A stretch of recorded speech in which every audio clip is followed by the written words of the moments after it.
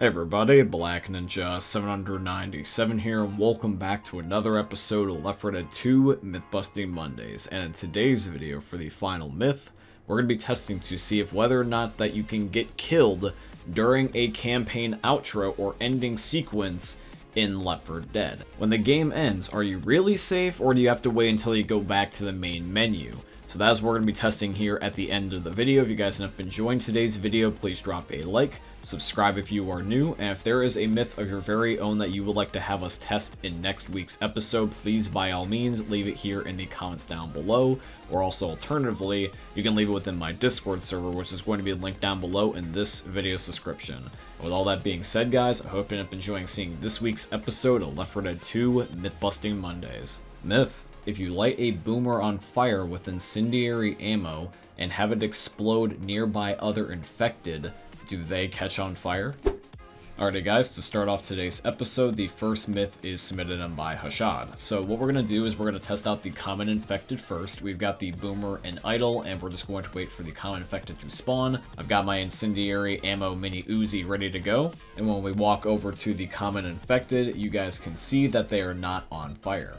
Now it's time to test out the special infected, and this time I'm going to use the tank for my example because the tank is the biggest special infected in the game. It's more likely that he's going to catch on fire if this could possibly work.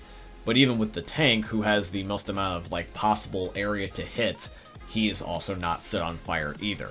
He only gets set on fire when I shoot him directly, meaning the myth is busted. You cannot set a special infected, or a common infected for that matter, on fire by having a incendiary ammo gun shoot a boomer and then him exploding nearby. Myth: will you take fire damage if you were underwater? Alrighty guys, myth 2 is submitted in by Vader. So we are at the Death Toll finale, which has the deepest body of water that I could possibly think of, and I'm going to throw some gasoline cans under the water and shoot them. Now you would think that the gasoline would at least have the ability to somewhat burn you, maybe like 1 damage, 2 damage, 5 damage.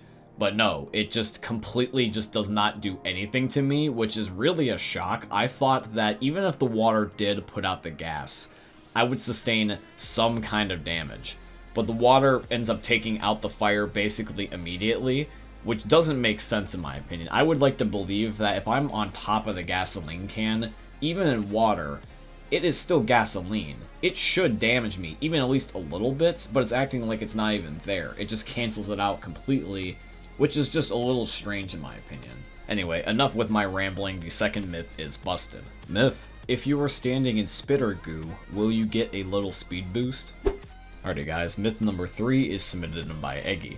So Eggy is not asking for much, he just wants to see if you can get a little speed boost, just a tiny bit extra speed to be able to get out of danger while in the spitter goo. And so to make sure that we can notice every little possible detail, just in case there is a barely noticeable speed difference, we got a speedometer in the lower right hand corner that you guys saw in the second myth, and now in this case for the third myth.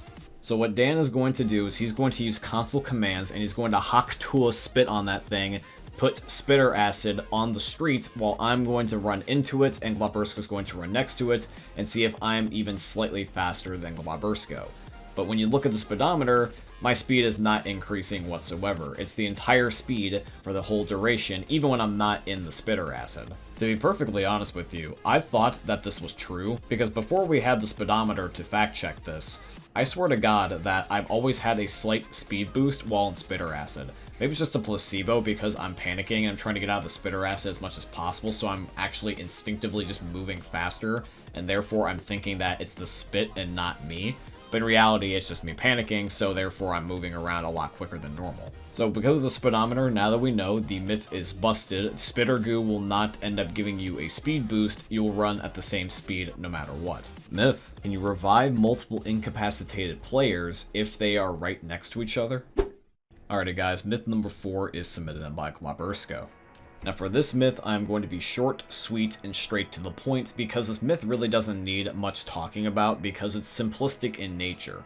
All we really need to do is just get lucky and hope the hit scans for one player's revive animation overlaps with another. The trick is basically just to get lucky. And here's the thing, is that this one is, I swear to God, possible if we were just persistent enough but we just could not get it to happen. I was stubborn. I really wanted this to work because I thought it would be a cool flex being like, yeah, I'm the team medic, I'm reviving multiple people at once, I'm carrying the team. But this was more finicky than I thought it was, because we would revive one person. It would be weird because we'd have Nick, he gets up, then he crashes down, then Ellis is doing the stanky leg, and I can't get both players up. Dan couldn't get anybody up, Glabersko could not get anybody up. We would just be rotating back and forth and back and forth. And I feel like there's a little bit of an element also as well with where your cursor is lined up. So I was like, okay, let's line up the cursor. And even then, when we did, it would just be janky. It would like start reviving somebody, and then it would switch to the other player and drop the other guy we started picking up. It was clunky AF, man. So I will say this, as much as it's very tempting to label this plausible out of stubbornness, I'm going to bite the bull and just say it's busted, because I really don't think you can do this. This would be such a useful strategy if you could do this. I feel like most people would be doing this by now if this was a thing, and they would have discovered it years ago. So unfortunately, Myth 4 is busted. Alright guys, final myth time, and once again is going to be, can you die during a campaign outro? Are you really safe when that final cutscene's taking place, or do you have to wait until you're back in the main menu? Let's test and find that out right now. Myth, can you die during a campaign outro? Alrighty guys, the last myth is submitted in by the man, the myth, the legend of explosives specifically, my buddy Dan. Now, the original way that we want to test this myth is that we want to use console commands to kill us during the outro sequence. But unfortunately, we were not able to get that to happen. So we decided to end up trying something a little bit more convoluted, which is that we want to try to get the game to just auto-kill us for us. We're going to do something weird. We're going to have it where Dan's going to incapacitate himself somewhere else in the map.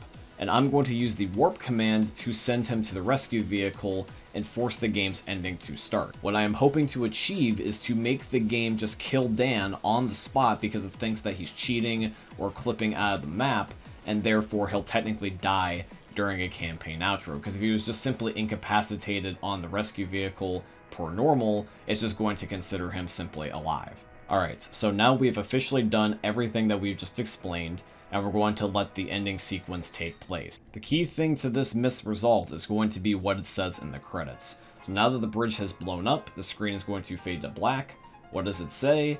It says that Dan has officially died. Now unfortunately, I'm going to have to label the myth as busted, and this is why.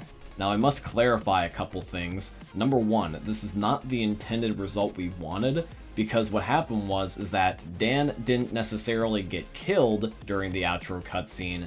It just thought that he was somewhere else in the map and didn't realize I warped him, which is different. Second of all, me and Dan both got left behind. We didn't go with the helicopter, and the game thought that I was alive and he was dead, which means that the game was confused on who was actually alive. I was really hoping that the game would think that we were cheating and just hit us with a death barrier and just kill us as the helicopter was taking off. But unfortunately, that did not happen, which means I'm going to have to label the last myth as busted. But yeah, guys, that is it here for today's video, and I do truly hope you guys ended up enjoying it. If you did, please consider dropping a like, comment, subscribe, follow, and all that beautiful stuff. And if you guys have a myth of your very own that you'd like to have be featured in next week's episode, please by all means leave it here in the comments down below. Or also alternatively, you can leave it within my Discord server, which is going to be linked down below in this video's description. As we wrap up the video, guys, just wanted to mention a couple quick things. Number one, I have a second YouTube channel now. It is called Black Ninja 797 Extras. On this channel, I'll be posting and uploading additional content that you would normally not see here on my main channel, such as the return of walkthroughs and Challenge Accepted, which was a series I used to do on here where I play games that you guys requested me to play, and then also funny moments videos with my friends. And I just recently uploaded a vlog where I went to Universal Studios during my summer vacation a couple months ago. I think you guys would really end up getting a kick out of that. I saw new Super Nintendo World and all that fun stuff. It was a really quite fun experience. I really hope you guys end up enjoying those videos on the second channel. There will be a link down below for it in the description. And I also want to say thank you to Epic Games for being my first ever sponsor. I have a supporter creator code with them, and the code is just my name. It is Black Ninja 797, and if you guys want to, you can use it within the Fortnite and Epic Games item shops. Anybody that uses my code or has used it before in the past, I tremendously appreciate you. And with all that being said, guys, I hope you end up enjoying seeing another YouTube video from the most new YouTubers are ever going to see. Thanks for watching, guys. I love all of you. and peace out. Hey meme lords, Jesus here, and you better have enjoyed that video there by the eternal god Daddy Ninja. You should probably subscribe too, or the mighty Moab will come for your balls. If you enjoyed the video, you might like it too, and give me the memes. Flash, bang, boom!